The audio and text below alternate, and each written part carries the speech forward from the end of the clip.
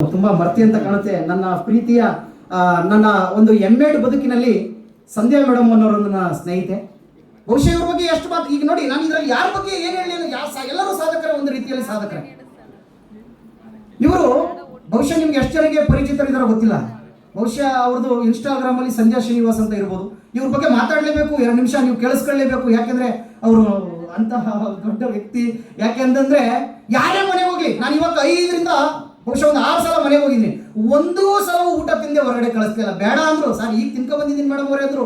ಆ ಗಂಡ ಹೆಂಡತಿ ಎಷ್ಟು ಪ್ರೀತಿ ಮಾಡ್ತಾರೆ ಅಂದ್ರೆ ನನ್ನನ್ನೇ ಅಂತಲ್ಲ, ಅವ್ರ ಮನೆಗೆ ಯಾರೇ ಹೋದ್ರು ಕೂಡ ಸತ್ಯವಾಗ್ಲೂ ಹೇಳ್ತೇನೆ, ಅಣ್ಣನಂತೆ, ಬಂಧುವಂತೆ, ಸಹೋದರನಂತೆ ಪ್ರೀತಿಸಿ ಆ ಬಂದಂತಹ ಎಲ್ಲರಿಗೂ ಅವ್ರು ನೋಡ್ಕೊಳ್ತಕ್ಕಂಥ ರೀತಿ. ನನ್ನ ಜೊತೆ ಒಂದ್ಸಲ ನಮ್ಮ ಆಫೀಸ್ ಚಂದ್ರ ಸರ್ ಕರ್ಕೊಂಡು ಹೋಗಿದ್ದೆ, ನಮ್ಮ ನವೀನ್ ಸರ್ ಕರ್ಕೊಂಡು ಹೋಗಿದ್ದೆ. ಯಾರನ್ನೇ ಕರ್ಕೊಂಡು ಹೋಗಿ ಎಲ್ಲರೂ ಅದೇ ಹೇಳ್ತಾರೆ, ಏನೋ ಅವ್ರು ಅಷ್ಟೊಂದು ಒಳ್ಳೆಯವರು ಅಂತ. ಯಾಕೆಂದ್ರೆ ನಾವು ಒಳ್ಳೆಯವರು ಅಂತ ಗೊತ್ತಾಗೋದು ಹೇಗೆ ಅನ್ನೋದ್ರಲ್ಲಿ, ಒಂದು ಮಾತಾಡೋದ್ರಲ್ಲಿ, ಒಂದು ಈ ಕೈ ಮಾಡೋ ಕೆಲಸದಲ್ಲಿ, ಮಾಡ್ತಕ್ಕಂಥ ದಾನದಲ್ಲಿ, ಮಾಡ್ತಕ್ಕಂಥ ಪ್ರೀತಿಯಲ್ಲಿ ಗೊತ್ತಾಗ್ತಕ್ಕಂಥದ್ದು. ಹಾಗಾಗಿ ಎಲ್ಲ ಪ್ರತಿ ಸಲ ಅವ್ರ ಮನೆಗೆ ಹೋದಾಗಂತ ನಮ್ಮನ್ನ ಬಹಳ ಪ್ರೀತಿ ಮಾಡ್ತಾರೆ. ಅವರ ಎಲ್ಲ ಕಾರ್ಯಕ್ರಮಗಳಿಗೂ ನಮ್ಮನ್ನ ಕರೀತಾರೆ, ಅವ್ರ ಮನೆಯ ಕಾರ್ಯಕ್ರಮಗಳಿಗೆ ಎಲ್ಲದಕ್ಕೂ ನಮ್ಮನ್ನ ಕರೀತಾರೆ.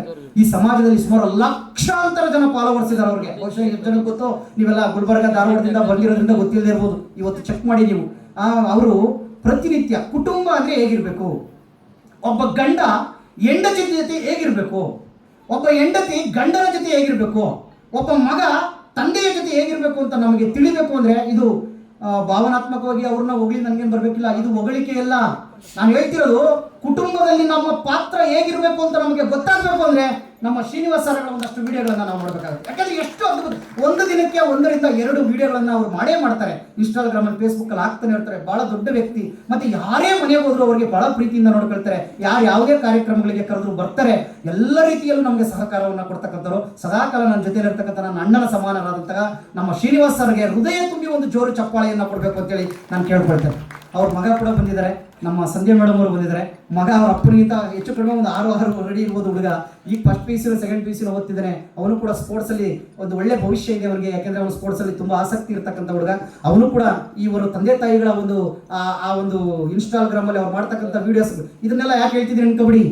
ಆ ವಿಡಿಯೋ ಏನು ತೋರಿಸ್ಕೊಳ್ಳಿ, ಎಲ್ಲ ವಿಡಿಯೋಗಳು ಎಲ್ಲರೂ ಸಾಮಾಜಿಕವಾಗಿ ಒಂದು ಸಂದೇಶವನ್ನು ಕೊಡಲ್ಲ. ಕೆಲವೊಂದು ವಿಡಿಯೋಗಳು ಮಾತ್ರ ಸಂದೇಶವನ್ನು ಕೊಡ್ತವೆ. ಅಂತಹ ವಿಡಿಯೋಗಳನ್ನ ಅವ್ರು ಮಾಡ್ತಕ್ಕಂಥವ್ರು. ಹಾಗಾಗಿ ಅವರ ಕುಟುಂಬಕ್ಕೆ ಒಂದು ಚಪ್ಪಾಳೆಯನ್ನು ಕೊಡಬೇಕು ಅಂತೇಳಿ ನಾನು ಕೇಳ್ಕೊಳ್ತೀನಿ. ಅದೇ ರೀತಿಯಾಗಿ ನಾನು ಬಹುಶಃ ಮರ್ತಿ ಅಂತ ಕಾಣುತ್ತೆ ನೋಡಿ. ಎಷ್ಟು ಎಲ್ಲರೂ ಒಂದೊಂದು ರೀತಿಯಲ್ಲಿ ಸಾಧಕರು. ನಮ್ಮ ಆನಂದ್